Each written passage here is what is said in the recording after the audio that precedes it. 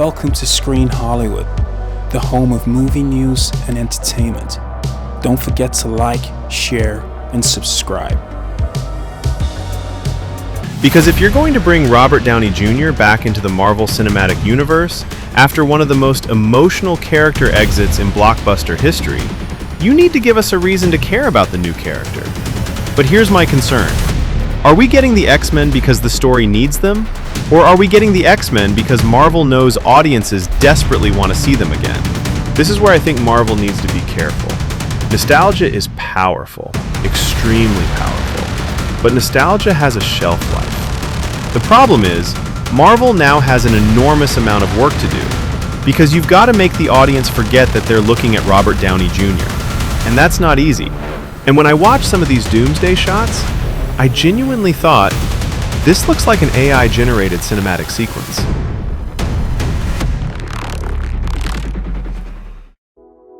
There are some trailers that come along and completely change your mind about a movie. You watch them and think, okay, now I'm interested. The second trailer for Avengers Doomsday has just dropped, and I've watched it several times. And I'm going to be completely honest with you, it is better than the first trailer. There's no question about that. It's darker, it's more focused. We finally get much more of Dr. Doom. We get more of the X-Men, we get more of Thor, we get more of Steve Rogers. And Robert Downey Jr. actually gets to speak as Doom. So yes, Marvel has improved the trailer. But here's the problem. Once you strip away the nostalgia, once you take away the excitement of seeing Robert Downey Jr. back in the MCU, once you take away Steve Rogers, once you take away the X-Men, I'm still sitting here asking myself, what exactly am I supposed to be excited about? And that's the problem I had with the first trailer. It hasn't gone away. If anything, this second trailer has made me think about it even more. Let's start with what actually works.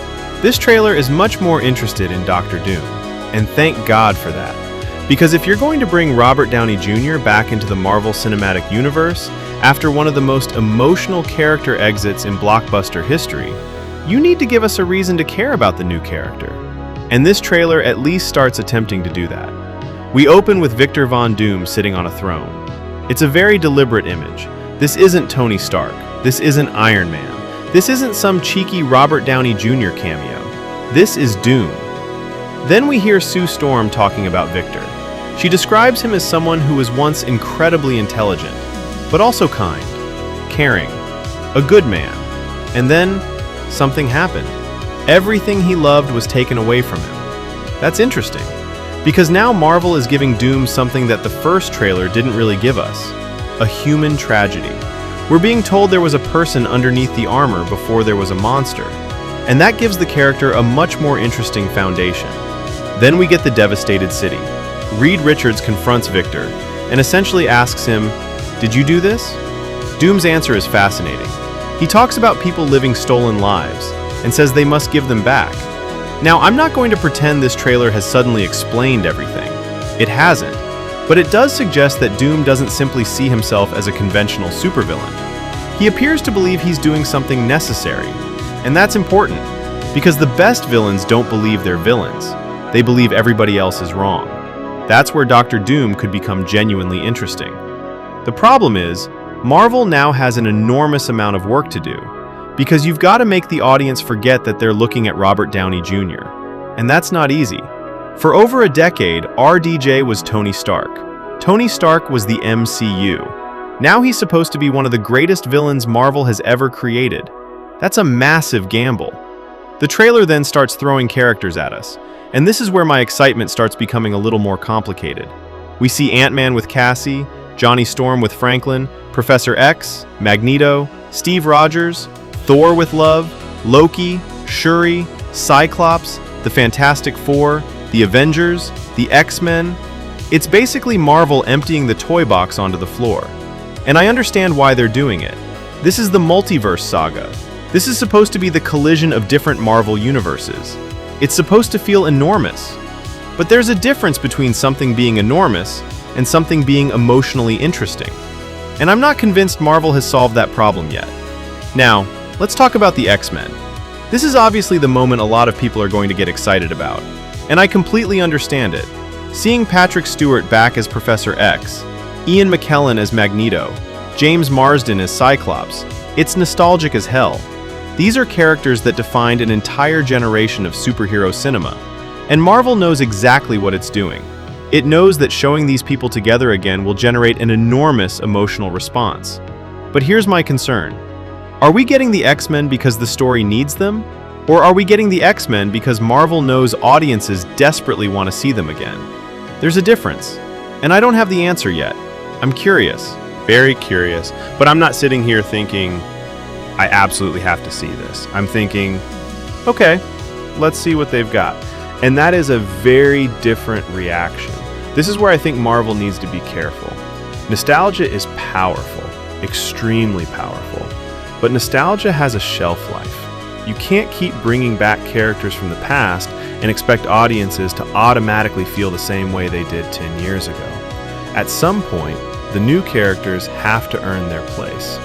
And that's where I think Doomsday has a mountain to climb. Because when I look at the trailer, who am I genuinely interested in? For me, Thor, Steve Rogers, Dr. Doom.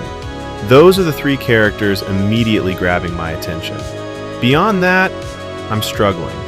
And that is a very strange position for an Avengers movie to put me in. Because we're talking about one of the biggest casts ever assembled. There are characters everywhere. But quantity isn't the same thing as emotional investment. And then we get Thor. I love Thor.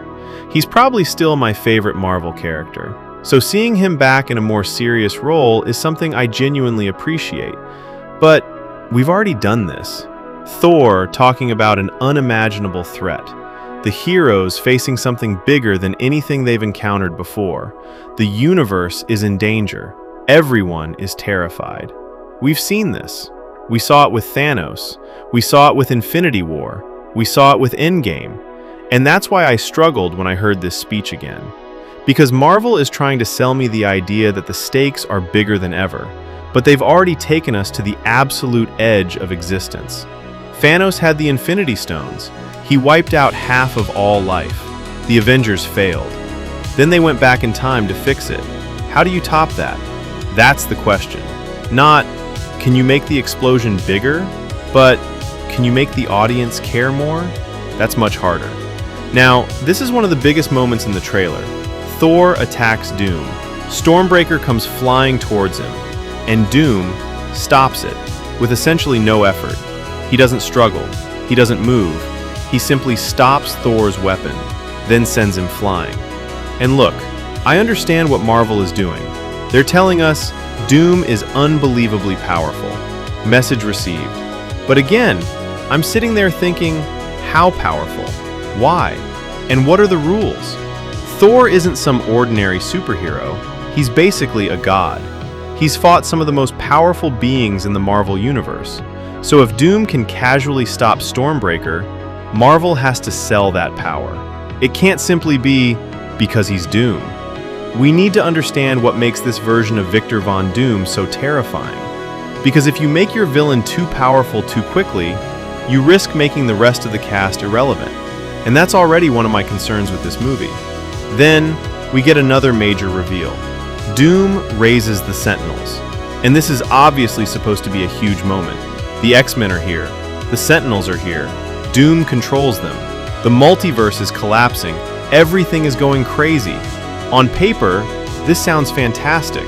But I have to talk about the visuals, because this is where the trailer completely lost me. I'm going to say something that I've been thinking about ever since I watched the first trailer. This movie looks dated, and I genuinely don't understand why. We're talking about Marvel Studios. We're talking about an enormous production. We're talking about a film that is reportedly one of the most expensive movies ever made. Yet some of these shots look like they're from a movie made 10 years ago. The CGI doesn't look convincing to me. The environments don't feel real. The lighting doesn't always match. And the backgrounds, oh my god. Some of these backgrounds look like digital environments that have simply been dropped behind the actors. Here's something I noticed. Look through both trailers. Almost every major outside location looks like it's been constructed digitally or on a soundstage. And maybe that's technically impressive, but the problem is, I can see it. That's the issue. I'm not supposed to notice the green screen. I'm supposed to believe the environment exists. Instead, I'm looking at it thinking, that's a set. That's a digital background. That's CGI. And once you see it, you can't unsee it. That's not what I expect from a film of this scale. And this is where I had a very strange thought while watching the trailer. It reminded me of Seedance 2.5. For those who don't know what I'm talking about, Seedance 2.5 is a powerful AI video generation system capable of creating highly realistic cinematic sequences from text, images, video, and audio references. And when I watched some of these Doomsday shots, I genuinely thought, this looks like an AI-generated cinematic sequence. Now, let me be absolutely clear. I'm not saying Marvel used Seedance 2.5. I have absolutely no evidence that they did. This is purely my visual comparison. I'm saying that some of the imagery looks so digitally manufactured, so clean, so artificial, that it reminded me of the kind of cinematic sequences these new AI video systems can produce. And that's a frightening comparison for Marvel, because AI video is becoming incredibly good. If a fan can generate something that looks almost cinematic, Marvel should be producing visuals that look unquestionably real. Instead, some of this trailer looks like the opposite. The devastated city is probably the clearest example. It's supposed to make us feel like we're looking at the aftermath of something catastrophic. But I didn't feel that.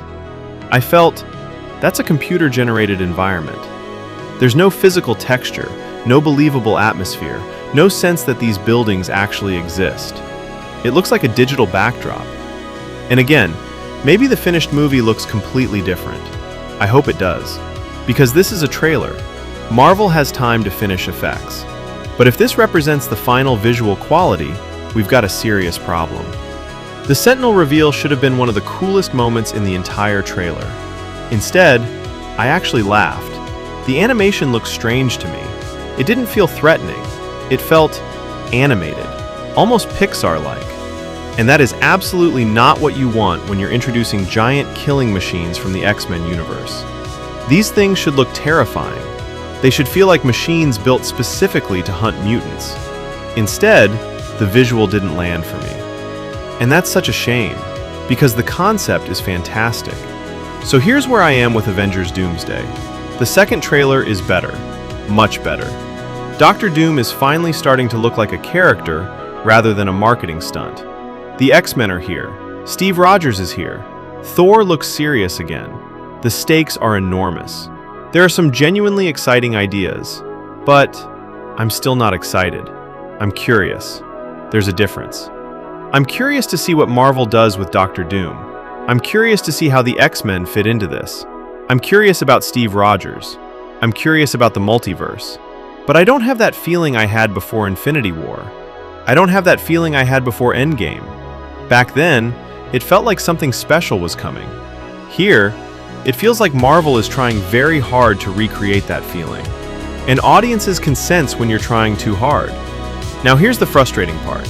I think this movie is still going to make an absolute fortune. People are going to go. Of course they are. RDJ, Steve Rogers, the X-Men, Thor, the Fantastic Four, Avengers, Dr. Doom. That's an irresistible collection of names for millions of people.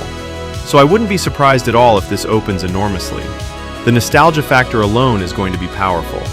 But opening weekend isn't everything. That's what I'm watching. Legs. Can this movie maintain momentum? Will people recommend it? Will audiences come out saying, you have to see this? Or will they say, yeah, it was cool seeing everybody again? Because those are two very different outcomes. Marvel has built something enormous with Avengers Doomsday. There's no denying it. The cast is ridiculous. The characters are iconic. The nostalgia is through the roof. And Robert Downey Jr.'s Dr. Doom could still become one of the most interesting villains the MCU has ever produced. But Marvel cannot rely on nostalgia forever. It can't keep selling us the past. It has to give us a future. And that's what I'm not seeing clearly yet. This second trailer has improved things. It has given Doom more personality. It has given us more context. It has finally unleashed the X-Men. But once I remove the emotional reaction to seeing familiar faces, I'm left with a movie that still looks visually questionable, A story that seems to be recycling the same greatest threat ever formula, in a cast where I'm struggling to identify enough characters I genuinely care about. Maybe I'm completely wrong. Maybe the finished film is going to blow me away. And if it does, I'll be the first person to come back here and say, Marvel, you proved me wrong. But based on these two trailers, I'm not excited. I'm curious. And for a movie that's supposed to be the next Endgame level event, that's not quite the reaction Marvel should be looking for. So, what do you think? Did the Avengers Doomsday Special Look finally convince you? Are you excited for Doctor Doom? Are you excited to see the X-Men return? And most importantly, did you notice how fake some of these visual effects look? Because I genuinely like to know whether I'm the only person who saw it. Let me know in the comments. If you enjoyed this breakdown, hit like, subscribe to Screen Hollywood, and turn on notifications for more trailer breakdowns, movie reviews, Hollywood news, and opinion-led analysis that goes beyond the headlines. And bookmark and subscribe to our news publication at screenhollywood.com. I'll see you in the next one.